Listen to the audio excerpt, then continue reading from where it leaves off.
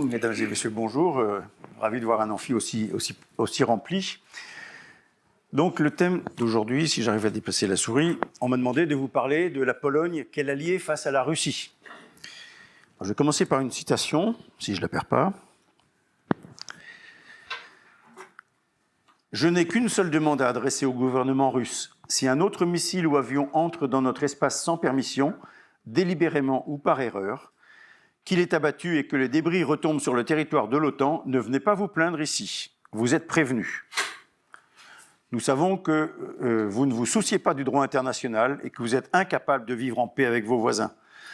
Votre nationalisme fou contient une soif de domination qui ne cessera pas tant que vous n'aurez pas compris que l'âge des empires est révolu et que le vôtre ne sera pas reconstruit. En 1914, en ordonnant la mobilisation, vous avez précipité la Première Guerre mondiale qui a saigné l'Europe à blanc et conduit à votre révolution bolchevique. En 1939, en signant le pacte Hitler-Staline, plus connu sous le nom de Ribbentrop-Molotov, vous avez contribué à déclencher la Seconde Guerre mondiale, la plus sanglante de l'histoire. En soviétisant l'Europe centrale, vous avez provoqué la guerre froide. N'en commencez pas une autre. Ces propos sont ceux de Radosław Sikorski, qui est le premier vice-premier ministre et ministre des Affaires étrangères polonais, tenu le 22 septembre à l'ONU à New York dans une réunion en urgence du Conseil de sécurité, suite au survol de drones non identifiés en Pologne. Bon, depuis, si vous suivez l'actualité, la semaine dernière, il y a eu un attentat contre une voie ferrée. Il y a un train qui n'a heureusement pas déraillé parce que c'était un train de voyageurs. Il y avait des voyageurs, plusieurs centaines de personnes dans le train. Il y a un certain nombre d'incendies gigantesques de centres commerciaux, d'immeubles d'habitation qui se déroulent en Pologne depuis quelques mois.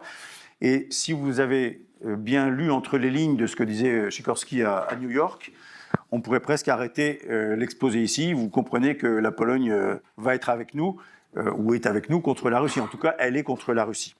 Bon, c'est quand même pas ce qu'on m'a demandé de m'arrêter là en 3 minutes, donc je vais continuer un petit peu et essayer de vous présenter un petit peu la Pologne, vous donner quelques clés de compréhension. Alors, sur la Pologne, il faut connaître son histoire et sa culture. On ne va pas faire un cours d'histoire ni de culture polonaise, mais quand même, je vais vous donner quelques petites pistes. Je pense que certaines seront nouvelles pour vous. Vous parlez de la Pologne entre deux mondes, entre la chute du communisme et l'entrée dans le monde occidental, enfin l'Union européenne et l'OTAN, ce qui a été une période importante. La Pologne en 2025, parce qu'il y a beaucoup de choses à dire, et puis quelques questions quelques points sur les questions que je me livrerai à vos questions. J'espère ne pas être trop long, mais je suis passionné par la Pologne. Comme l'a dit le général Thévenon, je le connais bien ce pays, j'y ai vécu 6 ans et je me sens en Pologne comme chez moi. Donc je manque un petit peu parfois d'objectivité, mais quand même j'essaie de faire attention à ce que je dis. Alors quelques rappels sur la Pologne. D'abord une carte géographique qui vous permet de voir que la Pologne est majoritairement un pays plat, même s'il y a des montagnes, les Carpates au sud. Le pic Rysek, qui est le sommet de la Pologne, est à 2499 mètres. C'est pas très très haut, mais c'est globalement quand même la grande plaine d'Europe du Nord, hein, d'est en ouest, ce qui explique, et sans vraiment d'obstacles majeurs, même les montagnes au sud, la Pologne, dans son histoire, a été envahie du nord, du sud, de l'est et de l'ouest, enfin, de tous les côtés. Hein. Les Allemands, les Russes, les Suédois, les Tchèques, les Tartares, etc., etc. C'est un pays d'invasion. Le début de l'entrée de la Pologne dans ce qu'on appelle l'Occident avec un gros, c'est 966, c'est le baptême du roi Mieszko Ier, baptême dans la foi catholique, et à partir de ce moment-là, la Pologne commence vraiment à vivre en Occident. À la même époque, un peu plus tard, Saint Cyril et Méthode évangélisent l'Est de l'Europe avec des divisions qui sont encore visibles aujourd'hui, la première étant l'écriture. En Pologne, on écrit le polonais avec le même alphabet que nous. En Ukraine, de l'autre côté de la frontière, en Biélorussie, sans parler de la Russie, on utilise l'alphabet cyrillique. Et la Pologne est catholique, alors que l'Ukraine, par exemple, puisque c'est un pays dont on parle beaucoup en ce moment, elle est essentiellement orthodoxe. Quelque chose que vous allez sans doute découvrir, la Pologne a eu des périodes très fastes et des périodes très très noires.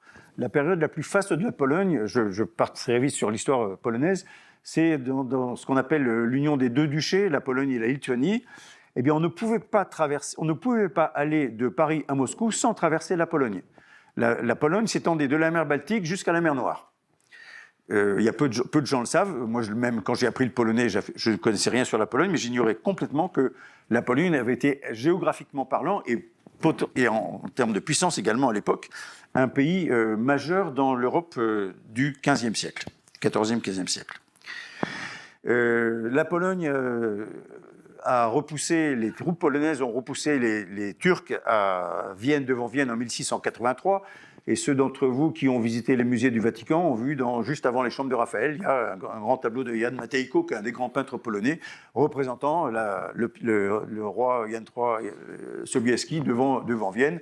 Les Polonais sont le rempart de la chrétienté contre l'islam. Enfin, c'est ce qu'ils disent, mais de fait, ils ont effectivement empêché, ils ont joué les Charles Martel à Vienne en 1683. La Pologne est le premier pays européen à avoir une constitution, le 3 mai 1791. La deuxième constitution au monde, écrite après celle des États-Unis. C'est une des fêtes nationales polonaises et les Polonais sont très fiers de dire que leur constitution est la deuxième, en tout cas la constitution de l'époque, était la deuxième dans le monde. Enfin, c'est la Pologne qui est le berceau, si on peut dire, de la chute du communisme avec Lech Wałęsa ou Lech Walesa, pour le dire à la française, et Jean-Paul II, et Gorbatchev aussi, il faut lui rendre aussi sa place dans l'histoire. Mais clairement, sans Walesa et sans Jean-Paul II, le communisme ne serait pas tombé comme il est tombé. Il serait peut-être tombé depuis, mais ça ne serait pas passé de la même manière.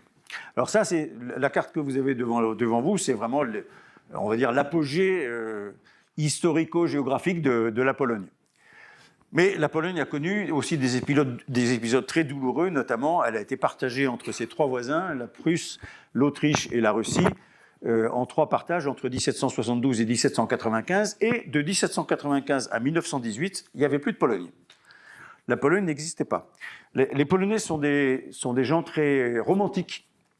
Et à l'époque des partages, quand il n'y avait pas de Pologne, le sultan à Istanbul demandait, quand il y avait des réunions d'ambassadeurs, demandait toujours l'ambassadeur de Pologne est-il arrivé?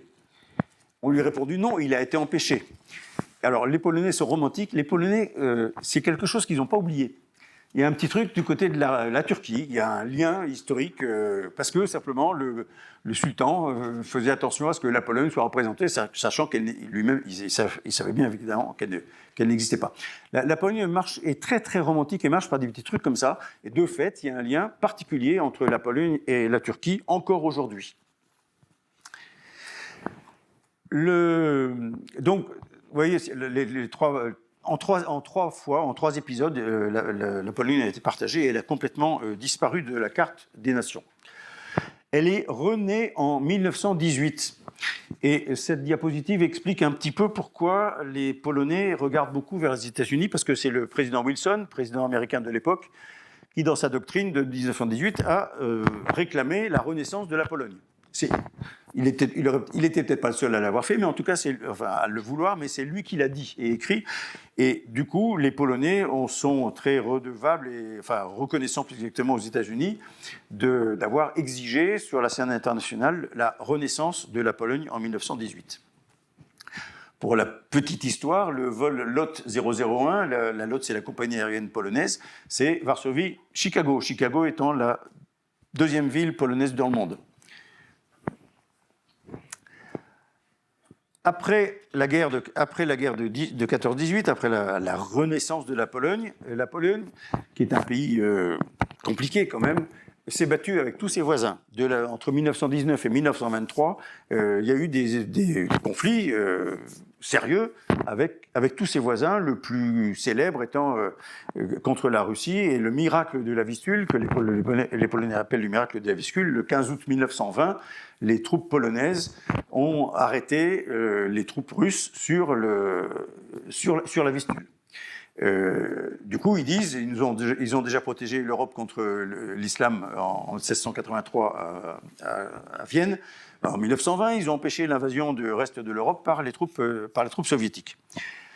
La France était présente à ce moment-là, c'est le commandant de Gaulle, qui n'était pas le chef de la mission, il y avait un général français qui était, mais il y avait une mission militaire française assez importante qui a aidé la Pologne à à se préparer, en fait. Elle renaissait, donc il n'y avait pas d'État polonais, il n'y avait aucun des attributs de l'État polonais en 1918. Donc on a aidé la Pologne à constituer une armée. Le général Weygand était présent à Varsovie. Les Polonais ne disent jamais qu'il a rédigé le plan de la bataille de la Vistule. Pour les Polonais, c'est Piłsudski qui était le président de l'époque, général, qui a remporté la bataille. Et Weygand a lui-même toujours été très, très discret là-dessus. Mais clairement, c'est Weygand qui avait dessiné les plans. Au sein de l'état-major polonais, les gens ne s'entendaient pas. Et ça, c'est malheureusement une des caractéristiques de la Pologne, c'est que les Polonais ont parfois beaucoup de mal à se parler les uns les autres. Et à s'entendre, et on le voit encore aujourd'hui. La Pologne n'est pas renée pendant très longtemps, parce qu'elle est renée en 1918, et en 1939, le 1er septembre 1939, elle a été envahie par les troupes nazies, et le 17 septembre, elle a pris ce qu'elle appelle un coup de poignard dans le dos par les troupes soviétiques, en application du pacte Ribbentrop-Molotov, qui sont arrivés et qui se sont partagés avec les Allemands le territoire de la Pologne. Tout l'ouest de la Pologne était allemand, tout l'est de la Pologne que vous voyez ici en marron sur la diapositive était occupé par les soviétiques, et il y avait ce qu'on appelait un gouvernement général dont la capitale ou le chef-lieu était Cracovie, mais qui était dirigé par les Allemands. Ceci explique qu'en fait la Pologne, de 1795 à 1989, chute du communisme, n'a quasiment jamais existé. Quand j'étais à Varsovie, j'avais fait un topo à Sciences Po à Cracovie, il y avait 800 étudiants dans l'amphi, et à un moment, je leur ai dit, la Pologne, donc c'était dans les années 90, la Pologne n'a pas d'expérience, il n'y a pas de classe politique formée ou expérimentée en Pologne. J'ai dit, c'est pas votre faute. Depuis 1795 jusqu'en 1989, à l'exception de l'épisode 1918-1939, donc pendant 21 ans, où c'était une république, mais quand même assez ferme, on va dire, pour ne pas utiliser d'autres termes. Depuis 1989 à 2000, aux années 2000, ça fait à peine 20 ans, à peine 10 ans, pardon, former une classe politique capable de diriger un pays. Je leur ai dit, même en France, 200 ans après les révolutions, tout n'est pas parfait, donc c'est pas en disant que c'est pas votre faute, c'est comme ça, c'est l'histoire. Mais bon, ça explique la difficulté qu'a eu la Pologne à rentrer dans le monde occidental et à acquérir une relative maturité qui arrive, mais qui n'est pas encore là. Pour les élections, moi j'étais à Varsovie en août 89, au moment où le premier ministre non communiste a été nommé. À ma grande surprise, il ne s'est rien passé dans la rue. Ça s'était passé au mois de juin précédent lors des élections législatives et sénatoriales, remportées par Solidarité et par l'opposition non communiste. Mais quand je suis arrivé en août 89, c'était le général Kislyak qui était communiste, qui était en train d'essayer de former un gouvernement. Et quand je suis reparti fin août, c'était Tadeusz Mazowiecki qui était en train de former le premier gouvernement non communiste de la Pologne d'après-guerre. L'année suivante, il y avait un parti qui s'appelait le Parti des Amis de la bière, qui a eu 4% des voix et qui a eu des élus à la diète. Bon, la constitution polonaise était faite comme ça à l'époque. Elle a été très vite remplacée par ce qu'on a appelé une petite constitution, et à partir de laquelle, dont certaines des dispositions sont encore en vigueur aujourd'hui, et il fallait avoir 5% des voix pour avoir des élus. Mais le Parti des Amis de la bière a eu 16 députés. Donc c'est anecdotique, mais c'est parfaitement authentique. Je vais vous parler un peu maintenant de la culture polonaise. Pan Tadeusz, Lituanie ou ma patrie. Alors ça commence par Lituanie ou ma patrie. Pourtant c'est l'ode historique. Enfin c'est les fables de La Fontaine polonaise, sauf que c'est pas une fable. C'est vraiment une ode historique. C'est l'œuvre majeure de la littérature polonaise que tous les Polonais connaissent par cœur, ou presque. En tout cas, les premiers vers, Litwo ojczyzno moja, Lituanie ou ma patrie. Et puis, je te vois décrite toute ta beauté parce que tu me manques. C'est Tadeusz Mickiewicz qui est le grand écrivain polonais qui a écrit ça. Et pourquoi je vous dis ça? Parce que quand j'étais stagiaire dans l'armée polonaise, en 93, on a fait un voyage d'études au Danemark. à Copenhague. Et à Copenhague, on a eu une réception par la Polonia. Il se trouve que 100 ans, on fêtait le 100e anniversaire d'une émigration polonaise très importante, donc en fin 19e, de Polonaises, étant essentiellement des femmes. Il y avait une grande famille en Pologne et beaucoup de femmes polonaises ont émigré au Danemark. Elles y sont restées et leurs descendants sont danois avec des noms danois. Il y avait très très peu de gens avec un nom polonais. Et j'ai été extrêmement surpris, et ça a ouvert mon esprit, d'entendre ces Danois qui ne parlaient pas polonais réciter Litwo ojczyzno moja en danois, ce que je ne saurais pas faire. Mais Lituanie, ô ma patrie, Pan Tadeusz, pour ces Danois d'origine polonaise remontant à 100 ans, c'était le ciment de leur culture. Et j'ai compris ce jour-là, ça m'a fait comprendre à quel point la culture polonaise était vraiment le ciment de la nation polonaise. 1795-1918, pas de Pologne.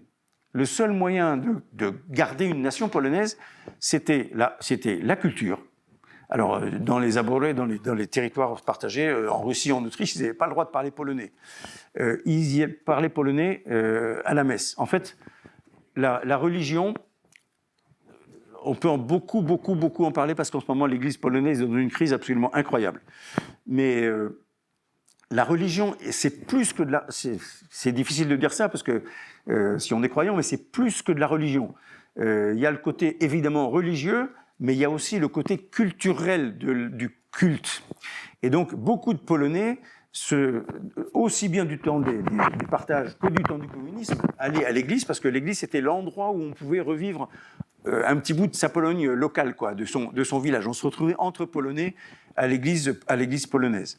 C'était vrai du temps du communisme. Au temps du communisme, on allait à l'église, c'était le seul endroit où on pouvait de manière relativement sûre dire ce qu'on avait sur le cœur en étant en ayant peu de risque d'avoir un micro dans la poche du gars d'à côté, quoi. La personne, ça arrivait aussi, bien entendu.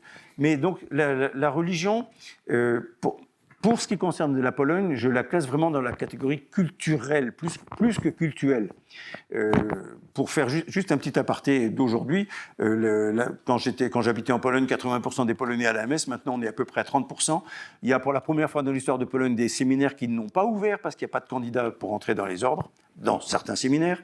Et quand je reviens à mon premier séjour en Pologne, août 89, petit déjeuner au grand séminaire de Cracovie, enfin pas au grand séminaire, à l'évêché de Cracovie avec l'évêque de Cracovie, le successeur de Jean-Paul II, qui nous avait dit, à notre grande surprise, enfin étonnement ou admiration comme vous voulez, que pour garder la qualité, il limitait à 500 par an les ordinations dans son diocèse, de quoi faire rêver tous les évêques français pour une année. Bon, mais la qualité n'était pas là, parce que, ce qui explique en partie la crise de l'Église polonaise aujourd'hui, parce que être prêtre en Pologne, de tout temps, aussi bien sous les partages que sous le communisme, c'était la certitude, c'était d'être notable. L'Église polonaise n'a pas été véritablement persécutée sous le communisme. Toujours à Cracovie, mon premier séjour en 89, il y avait des séminaristes tchécoslovaques qui, eux, étaient tous ce qu'il y a de plus clandestins, pendant que leurs coreligionnaires ou les étudiants polonais, enfin les séminaristes polonais, ils étaient en soutane dans la rue, sans craindre grand-chose. Alors hier, certes, le père Popiełuszko a été assassiné, le cardinal Sapieha a été emprisonné quelques années. Ça ne s'est pas passé tout à fait calmement, mais grosso modo, ça s'est quand même bien passé. Mais donc, le clergé polonais a eu un rôle, vous voyez, 500 par an dans le seul diocèse de Cracovie en 89. Vous imaginez ce que ça pouvait être avant, et donc le maillage, si j'ose dire, du clergé. Alors à la fois sur le côté cultuel, évidemment, mais aussi le côté culturel.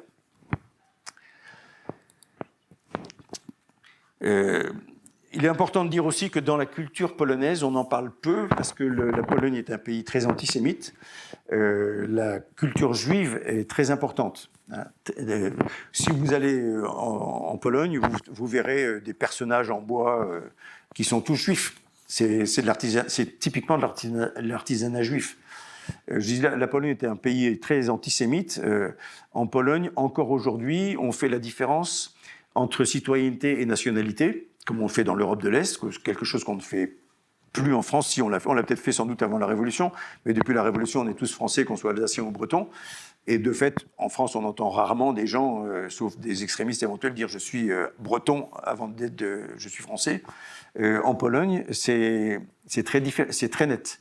Et un jour, un Polonais me parlait d'Adam Michnik. Adam Michnik, c'est un des grands intellectuels polonais, ancien patron du plus grand journal polonais, Gazeta Wyborcza.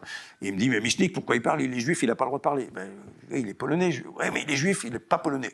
Voilà. Ouais, c'est encore...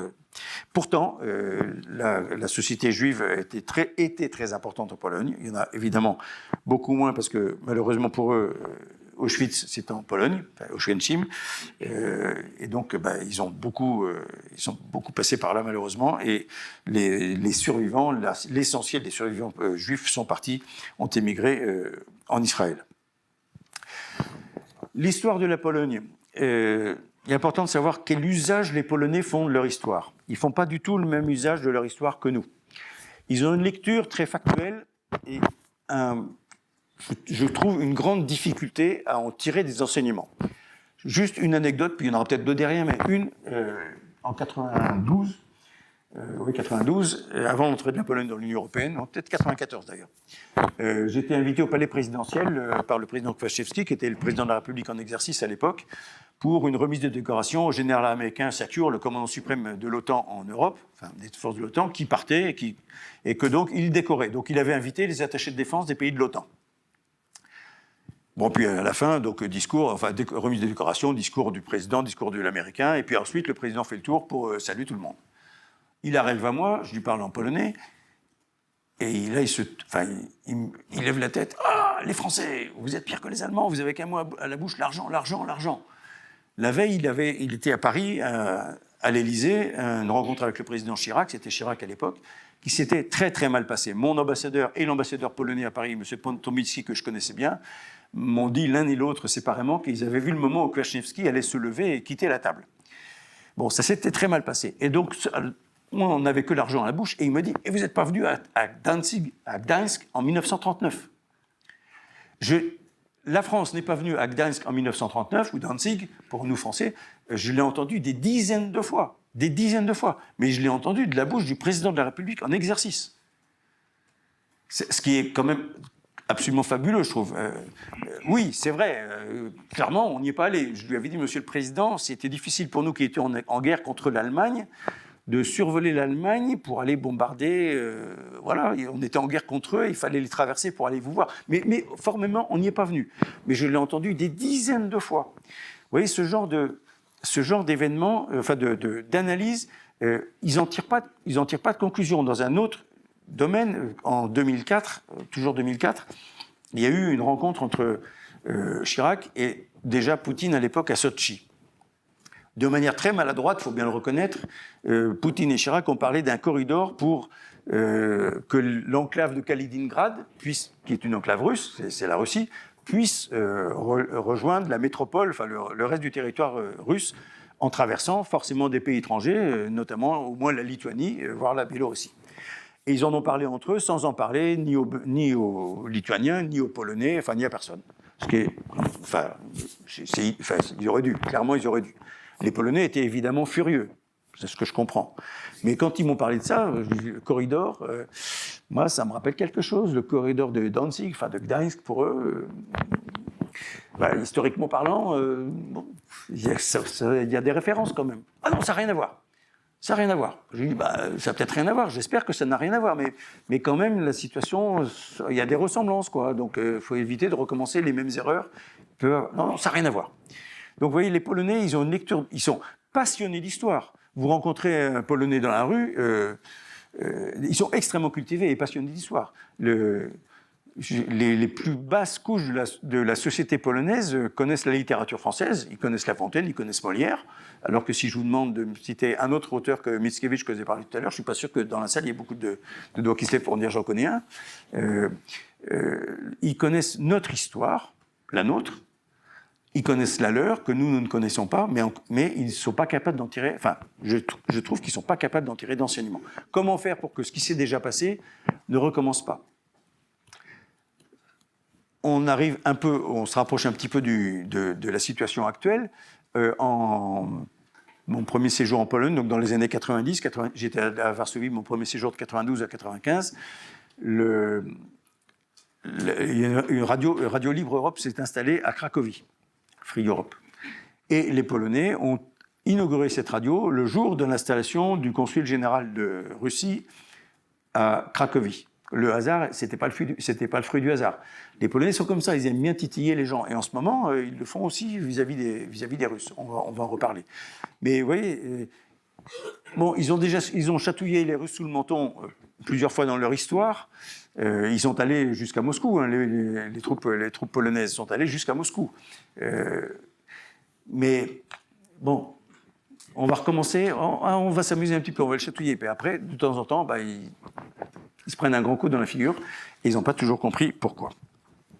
Donc voilà ce que je voulais vous dire sur l'histoire et l'utilisation que l'histoire fait de la Pologne. Dernier, vraiment de l'actualité, enfin l'actualité qui remonte à 2 mois, mais le nouveau président polonais, Nawrocki, a fait son premier voyage il y a 2 mois, début septembre, mi-septembre, à Paris et à Berlin. C'est le premier voyage à l'étranger, une journée, enfin vraiment protocolaire, quoi. Je ne sais pas s'il a parlé de Danzig au président Macron, j'espère que non, mais en tout cas, au président Merz à Berlin, il lui a parlé des réparations dues à la Deuxième Guerre mondiale.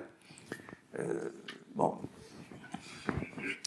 c'est une manière de voir les choses. Évidemment, il n'y a pas eu de réparations payées, mais quand on voit tout ce que l'Allemagne a fait pour la Pologne depuis, enfin bon, mais première rencontre, vous voyez.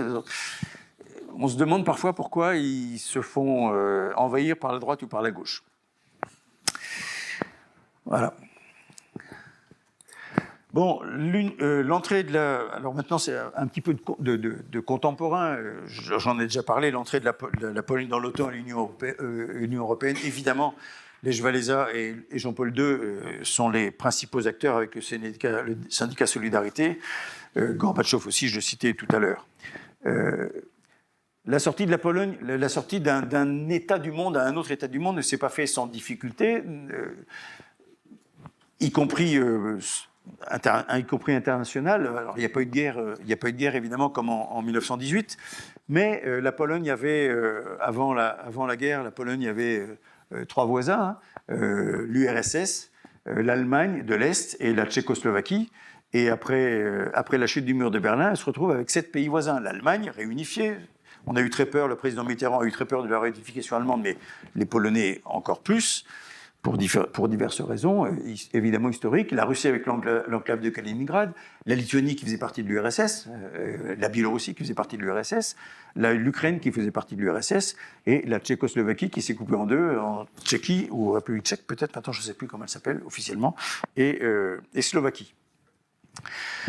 Donc, une instabilité internationale autour de la Pologne, il a fallu apprendre à parler avec classe politique nouvelle, et 2, apprendre à parler avec 7 pays plutôt qu'avec 3, dont 2 majeurs qui étaient l'Allemagne de l'Est et surtout l'URSS. La chute du communisme, je vous ai dit, c'est Tadeusz Mazowiecki qui a été nommé premier ministre non communiste, avec une situation économique absolument déplorable, catastrophique. 1000% d'inflation la première année.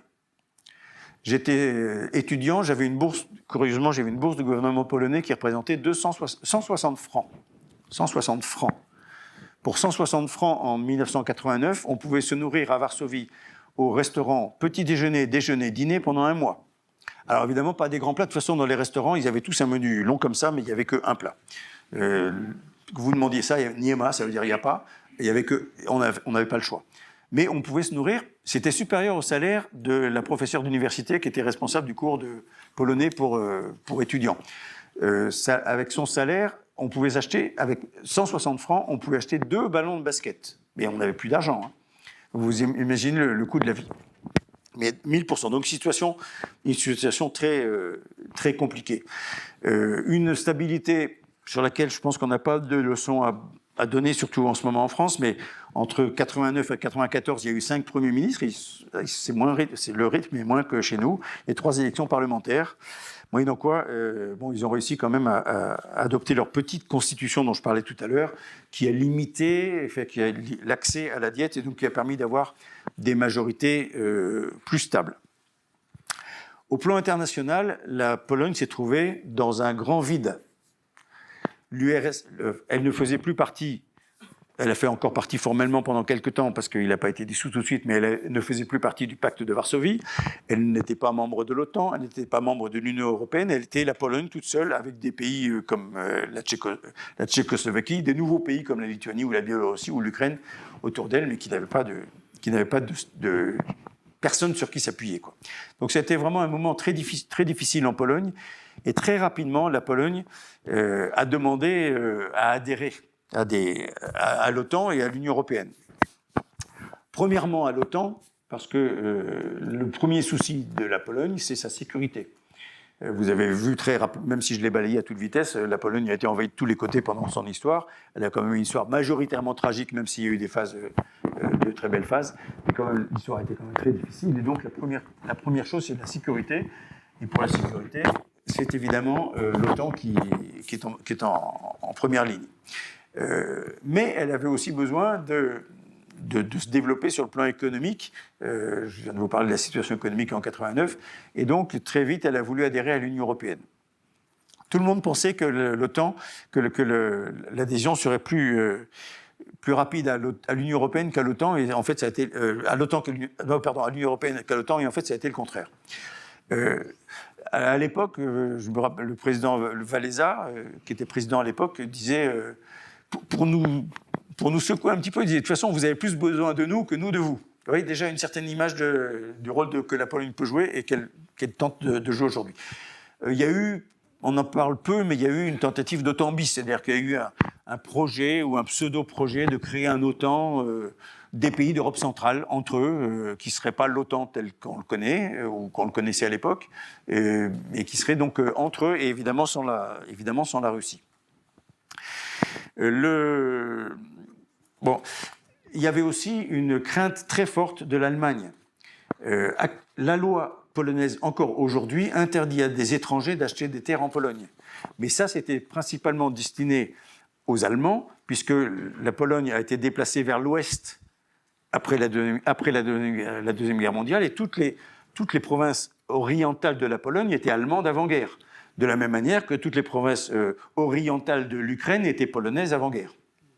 Lviv, aujourd'hui, qui s'appelle Lwów en polonais, c'est une très belle ville polonaise. C'est pas du tout une ville ukrainienne. Elle était polonaise jusqu'en 1939.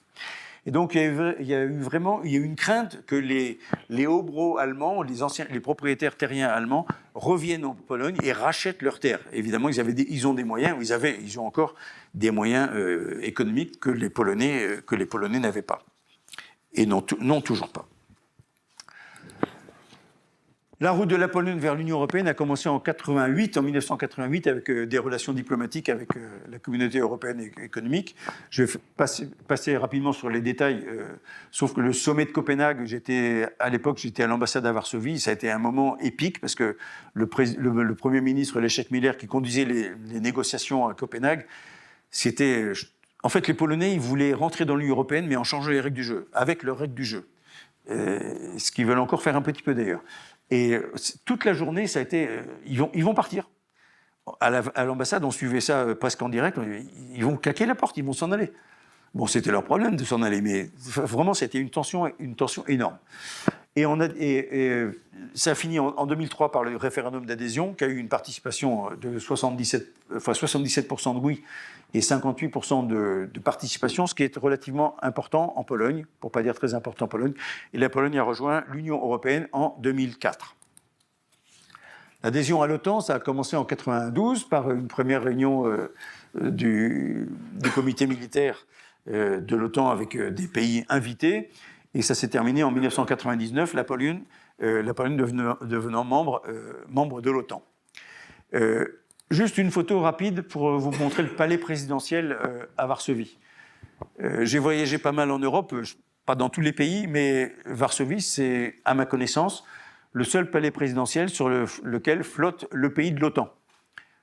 Partout, on voit le drapeau, en France, le français et le drapeau de l'Union européenne, mais j'ai jamais vu à l'Élysée le drapeau, ou dans aucun autre pays européen où je suis allé, le drapeau de l'OTAN flottant sur le palais présidentiel. Je connais bien l'Italie aussi, il n'y a pas le palais de l'OTAN au Quirinal. La situation politique actuelle, le président Nawrocki a été élu cette année. Il a succédé au président Duda. C'est quelqu'un qui est très à droite. Je ne veux pas dire d'extrême droite parce que ce n'est pas l'extrême droite comme on l'entend en France, mais nationaliste, clairement nationaliste, anti-européen. Et en Pologne, le président a le droit de veto. Donc il a battu, pour l'instant, ça fait donc 4 mois qu'il est en fonction, il a battu tous les records d'utilisation du droit de veto. À tour de bras. Et là, récemment, la semaine dernière, vous avez sans doute suivi qu'il y a eu donc cet attentat dont je parlais tout à l'heure contre une voie ferrée en Pologne.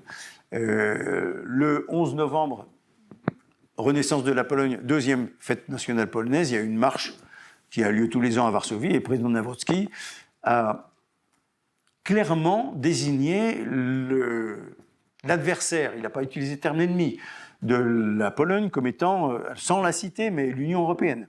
Il n'a pas parlé de la Russie, qui venait de commettre l'attentat. Il n'a pas parlé de la Russie, mais il a dit qu'il faut se défendre contre les agents de l'étranger. Et puis, je ne vous cite pas tout, mais clairement, les agents de l'étranger, c'était Bruxelles. C'était clairement l'Union européenne.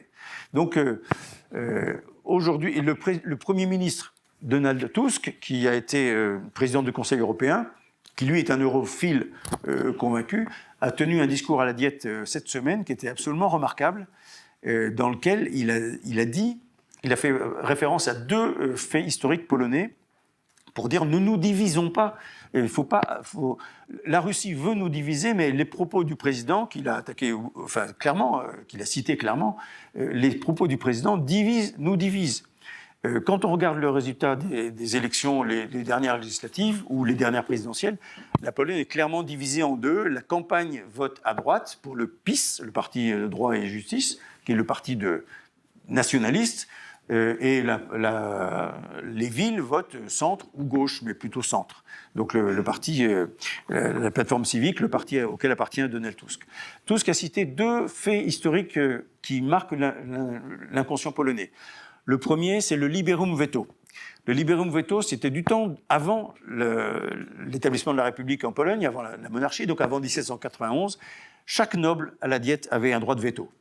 Et dans plein d'épisodes, manipulés souvent par les Russes, par les Allemands aussi, enfin par les Prussiens, mais souvent, la plupart du temps par les Russes, il suffisait d'un noble votant contre, utilisant son droit de veto, pour faire capoter le projet.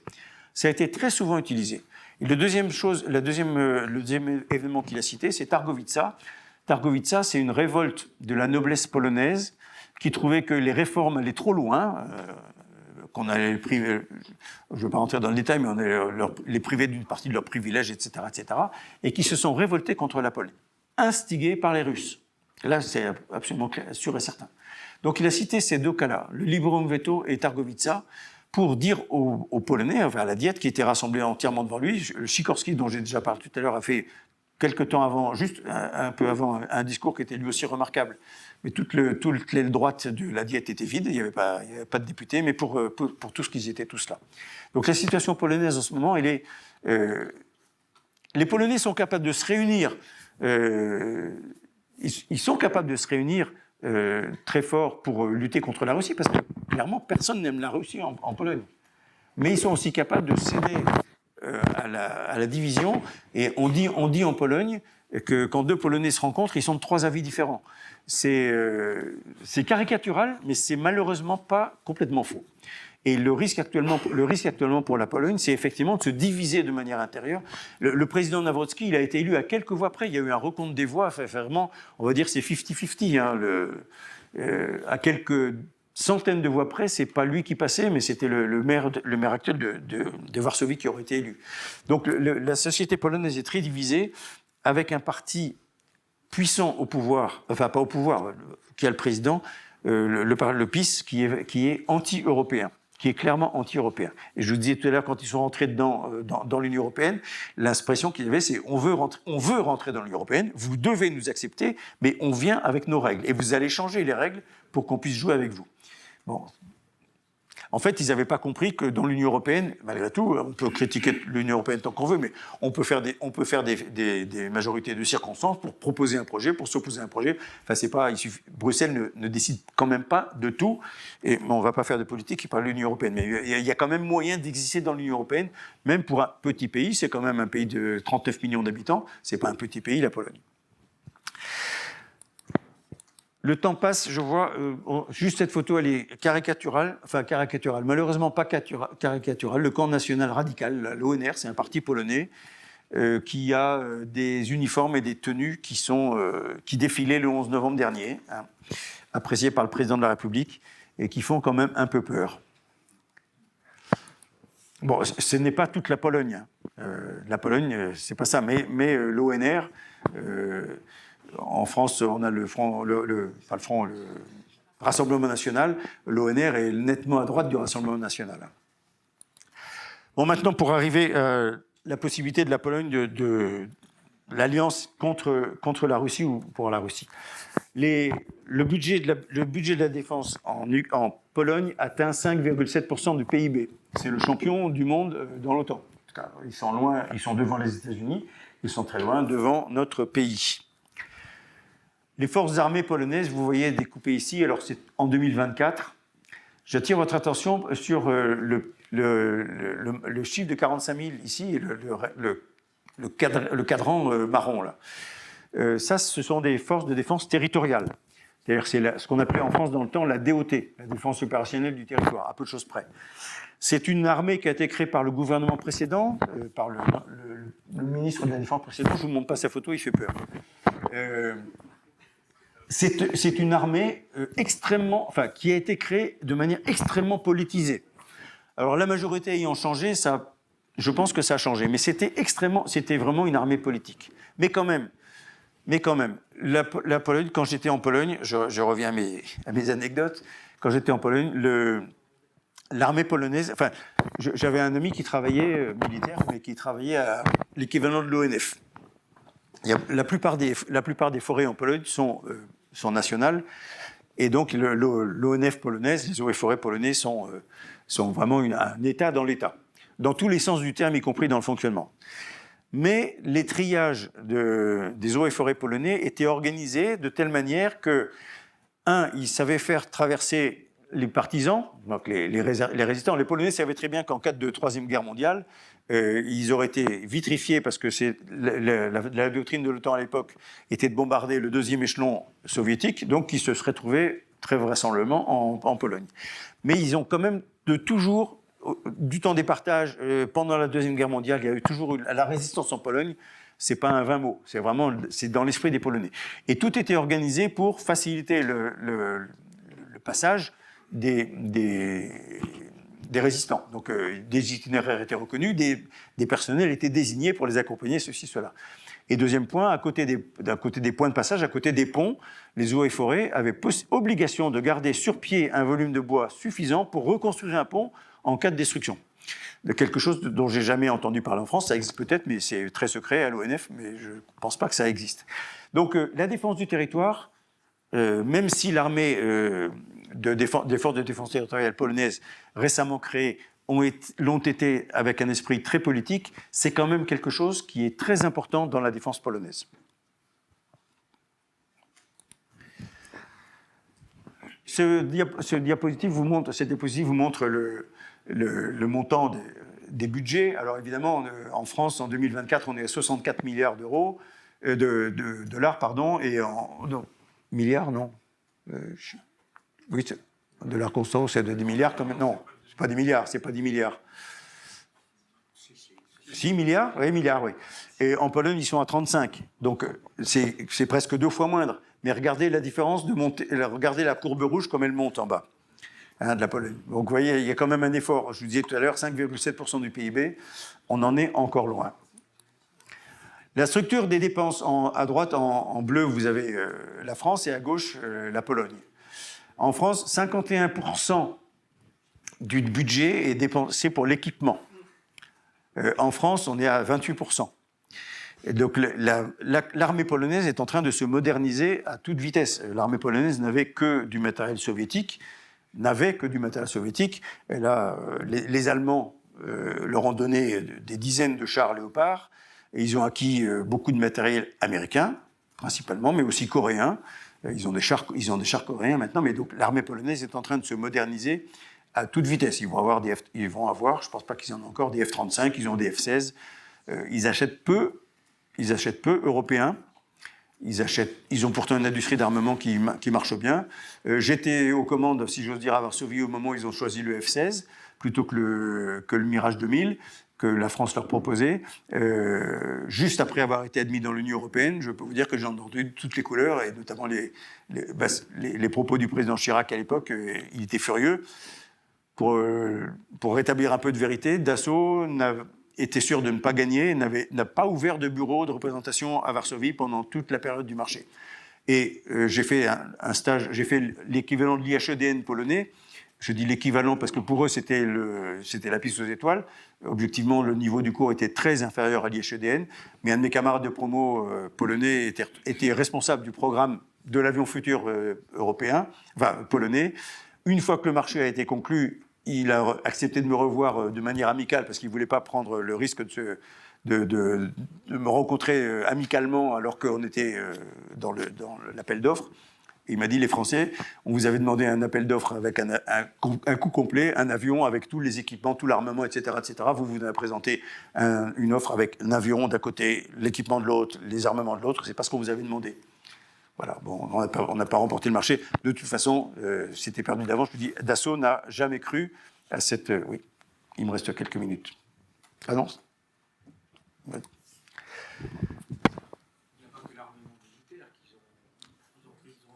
Dès qu'ils sont rentrés dans l'Union européenne, après avoir bien touché le pognon, ils sont allés chercher des Boeing et non des Airbus. Oui. C'est là que le président Chirac a dit l'Europe, c'est pas un tiroir orchestre. Oui, tout à fait. Mais on va voir ça pour les questions après, si vous voulez. Proportion de matériel soviétique, vous voyez, elle diminue. Le soviétique, c'est en rouge. Le non-soviétique, les modernes, c'est en blanc sur ce transparent. Pour l'ensemble des forces, les chars, les automoteurs, l'artillerie, l'artillerie, notamment l'artillerie anti-aérienne, c'était la reine des batailles en Pologne parce qu'il fallait descendre les avions de l'OTAN. J'ai vu en Pologne tirer des dizaines de missiles anti-aériens, dont un qui a descendu l'avion qui tirait la cible, d'ailleurs, mais j'en ai jamais vu tirer en France. Les systèmes majeurs aéroterrestres polonais, français et allemands, vous voyez la proportion, les Polonais ont 1600 chars, en France on a 200 Leclerc dont la moitié ne roule pas, à peu près. L'artillerie polonaise, vous voyez, l'artillerie française, elle est là. Les blindés d'infanterie polonais sont là, les Français sont là. Et les lance-roquettes, n'en parlons pas, on en a quelques-uns en France. Les systèmes majeurs aériens, là pour le coup, on est quand même un peu plus en avance. Ils ont des F-16, ils auront des F-35, c'est sûr. On a quand même plus d'avions de combat, même si on a beaucoup moins qu'avant. En avion de transport, on en a nettement plus qu'eux. En hélicoptère de combat, on en a moins. Et en hélicoptère de manœuvre, on en a davantage. Et enfin, les systèmes navals, la marine polonaise, c'est le parent pauvre de la défense polonaise. Ils avaient des sous-marins. Le dernier vient d'être retiré du service. Il y a un appel d'offres qui doit être qui doit être conclu prochainement. La France est candidate pour fournir des sous-marins à la Pologne. Je ne sais pas si on les aura ou pas. Voilà, je conclus sur cette image et je me suis prêt à répondre à vos questions dans la mesure de mes capacités et du temps qui nous est imparti.